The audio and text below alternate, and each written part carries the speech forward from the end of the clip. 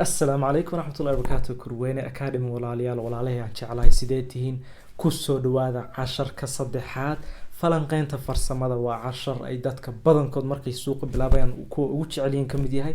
aniga laftirkayga markii aan bilaabay suuqan wuxuu kamid ahaa mowduucyada ugu jeclahay technical analysis.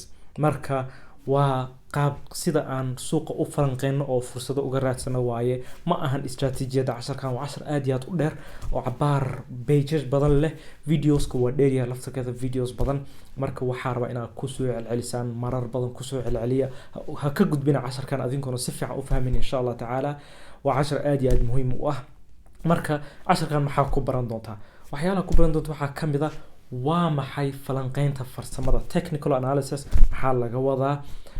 waxaa kaloo ku baran doontaa makaanikada, muxuu ahaa qiimaha suuqa iyo qiimihiisa iyo suu u socdo.